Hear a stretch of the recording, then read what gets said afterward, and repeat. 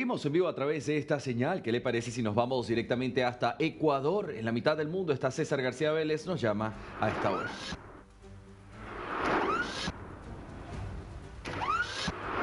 Sí, ¿cómo estás, Andy? Bueno, estamos analizando el postelectoral, además poniendo los ojos en algo que será clave, la nueva Asamblea Nacional y cómo estará configurada, en qué medida se va a poder lograr la gobernabilidad que pues le ha sido ajena a los últimos gobiernos. Me acompaña Esteban Torres, él es asambleísta electo por ADN y con él vamos a dialogar al respecto de estos temas. Muy gentil, gracias Esteban por este espacio. Primero, ¿cómo se sienten luego de esta victoria? Obviamente no hemos tenido la oportunidad todavía de conversar con varios integrantes del oficialismo para saber cómo recibieron, también se sorprendieron por esta distancia tan amplia. Bueno, primero gracias por estar acá. Sin duda los resultados los recibimos con mucha felicidad, compromiso, humildad, sentido de respaldo mayoritario de la gente, de los ecuatorianos, con sorpresa también porque nos preparábamos para un escenario mucho más cerrado y por eso ni siquiera hubo celebración formal, sino que estuvimos cada una de las cabezas del control electoral apostados en las provincias designadas, cuidando los votos, pero ya cuando la diferencia fue tan fuerte, evidentemente no había posibilidad alguna de que hayan problemas en cada una de las mesas. Así que muy bien, cansado, eso sí, esperamos descansar unos días porque no hemos parado y volver con fuerza. ¿A qué atribuyen esa victoria tan holgada? ¿Qué pasó? ¿Ya están leyendo un poco qué es lo que ocurrió en el pueblo? Seguimos midiendo un poco, analizando los resultados. Hasta el día sábado llegábamos con un margen de ventaja a nuestro favor de 3 o 4 puntos. En el peor de los casos, de 2 puntos, pero sabíamos que estábamos arriba. Pero todavía había un grupo importante de indecisos. ¿Qué es lo que estamos midiendo ya con el pasar de los días? Que varios de los puntos de la ventaja histórica del presidente Noboa, más de 1.200.000 votos, salen, por ejemplo, de los migrantes. Hay una votación de migrantes que no tuvo en la primera vuelta y que la obtiene Daniel Noboa. Arrasa en todas las circunscripciones, incluyendo la de Europa, que no había tenido ese respaldo antes. Estamos también midiendo que el impacto del voto de los adultos mayores representó también 2 puntos. Estamos hablando ahí de 2 puntos de los migrantes, 2 puntos de los adultos mayores, también que es un voto facultativo, pero que se pronunció, salió, y eso también fue parte de los números. Y también casi un 1% de voto facultativo de jóvenes de 16 a 18 años que no tienen la obligación de votar, pero pueden votar y que salieron. Y el resto sí ya fue un poco lo que se llevó el presidente Noboa de los que estaban indecisos. Así que es un tema histórico, o sea, 11 puntos, ese respaldo es muy importante. Bueno, a más de que es incomprensible esta tesis de fraude que está manejando, sobre todo el expresidente Correa, que lo leí hace pocos en Ex, que ponía una fórmula ahí de que es imposible lo que está pasando. ¿Qué es lo que se le dice a él al respecto de que esos votos no son matemáticas, sino que son humanos que están detrás de cada votación? Dicen que cuando el adversario se equivoca no hay que corregirle para que se siga equivocando. Ellos, en vez de agradecer el respaldo que lo han tenido importante en la primera vuelta y en la segunda vuelta, entran en una lógica tonta, sin ningún tipo de pruebas, solo por el hecho de no reconocer una derrota que la tuvieron y la tuvieron con mucha diferencia. Ya serán sus propios electores los que le juzguen. En ese partido ya usted ve que el resto de cabezas importantes no está en esa tesis. Hoy se quejan de que incluso les hicieron salir a la tarima sin avisarles lo que iban a hacer. En todo caso caen en el ridículo, pero lo importante es mirar adelante.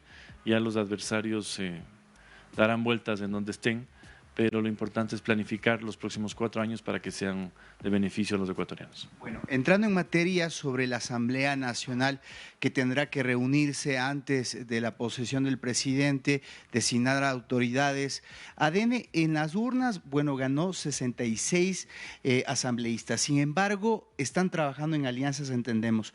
¿Podría darnos noticias al respecto de a cuántos asambleístas pueden llegar? A ver, la intención primaria es llegar a los 77 votos que se compone la mayoría importante en la Asamblea.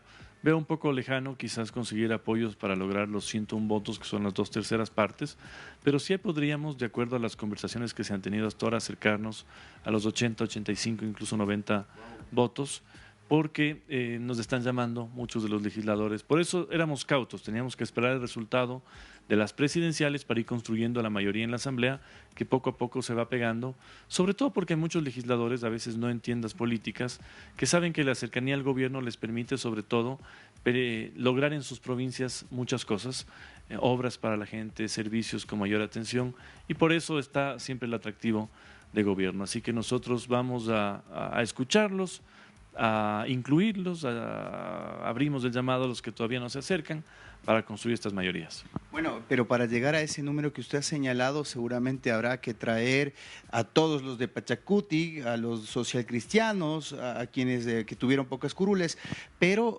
¿se descarta cualquier posibilidad de deserciones de la propia Revolución Ciudadana?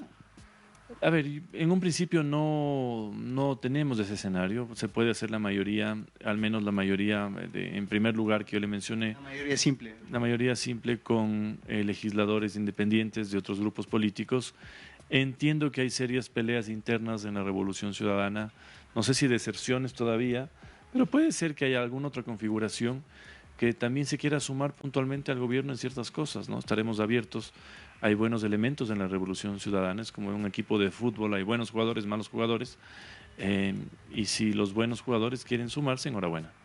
Bueno, les corresponde liderar la primera sesión en la Asamblea Nacional al tener la lista más votada. Anabel Asín, la madre del presidente, tendrá un peso muy importante.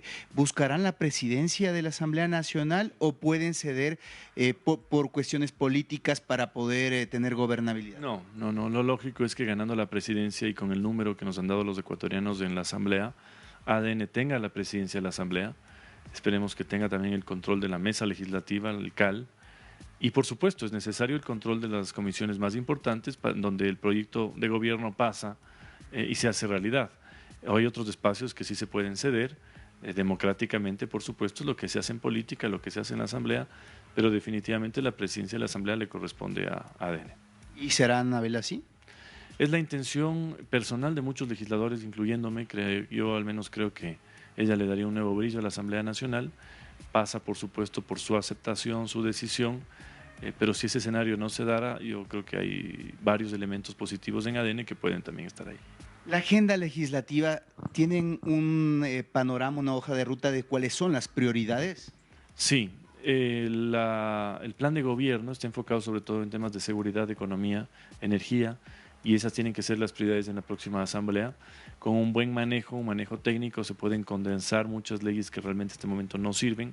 Habrá que archivar ciertos cuerpos normativos que son más bien negativos, habrá que profundizar los que sean positivos y siempre tener en el horizonte la posibilidad del llamado a una Asamblea Constituyente, que es un compromiso del presidente Noboa, en donde ciertos temas pueden ser modificados y por ende influir en las futuras leyes, así que hay que ser cautos en el manejo. Por ejemplo, si se cambia en una constituyente la categorización del tratamiento a delincuentes, por ejemplo, que realmente en este momento tienen prioridad en algunas cosas frente a un ciudadano, hay incidencias en las leyes inferiores y todo eso hay que ir viendo con cautela. Por último, una asamblea constituyente se avisora como una nueva luz, una prioridad y un pilar para reconstruir el Estado ecuatoriano. Así lo ha aseverado incluso el ministro de la Gasca. En ese sentido, ¿qué cree usted o ya han conversado son prioridades en esa reforma constitucional si llega a darse?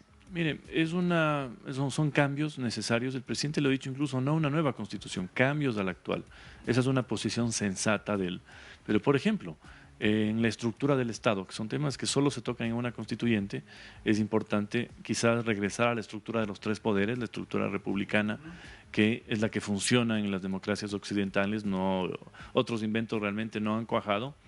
Eso en temas de estructura del Estado es muy importante también tratar este absurdo, bobo garantismo constitucional, que en el fondo lo que ha hecho es ha favorecido especialmente a delincuentes, porque por los grupos prioritarios, una serie de cosas. Le voy a dar un solo ejemplo, que eso está con la Constitución.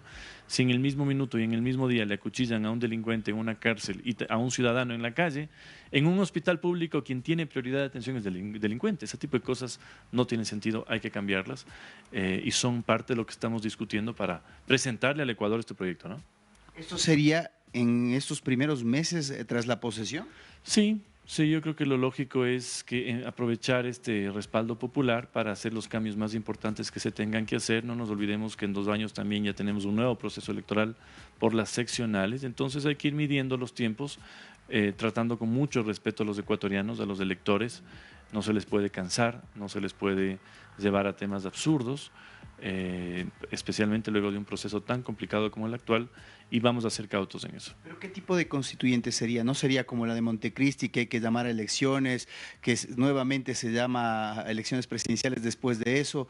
¿Cuál sería un poco la figura, como la de Chile?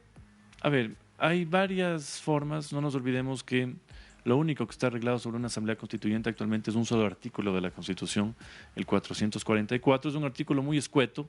Yo creo que el legislador de Montecristi jamás pensó en cambiar su constitución, por eso no dice mucho, pero existen varios mecanismos y maneras, estoy seguro que vamos a encontrar el mejor, el que se adapte a las necesidades ecuatorianas, pero por supuesto, tiene que ser una asamblea corta, con una condición express de emitir cambios de la Constitución y de someterlos a la aprobación o al referéndum de los ecuatorianos. Finalmente, a pesar de que la postura de sus líderes en la Revolución Ciudadana ha sido pues poco lamentable, ¿cuál es el mensaje que usted le da a todos los ecuatorianos? Porque van a gobernar para todos y entre ellos aquellos que votaron por esa tienda política. Es un momento de reconstrucción nacional. Aquellos que no creyeron en esta opción, queremos que se sientan representados, ojalá en los próximos meses, si no son los meses, en los próximos años, porque el país lo sacamos adelante todos. Podemos tener colores distintos en una elección. Las elecciones son feas, son contrastes feos que a veces caen en lo personal, en lo familiar. Lo importante es hacer un llamado a todos porque el beneficio para el país tiene que ser para todos y eso es lo que ha planteado el presidente Noboa y ese respaldo mayoritario le da una legitimidad justamente para empezar esta reconstrucción del tejido social y superar diferencias que se pueden haber dado. Muy agradecido. Gracias. Ahí tienen ustedes muy amplia la entrevista. Además, Esteban Torres será una pieza clave en la Asamblea Nacional. Veremos cómo van transcurriendo los días y estaremos atentos a esa primera reunión de la Asamblea Nacional en donde se van a asignar autoridades. Lo acaban de escuchar acá. Hay muchas posibilidades de que se pueda alcanzar esa mayoría simple que les permita tener gobernabilidad a esta nueva gestión del presidente Daniel Noboa. Bien, ustedes siguen, César. Nico, más. Gracias, compañero. Así será. Estaremos muy atentos a todos los detalles. Nos vemos enseguida.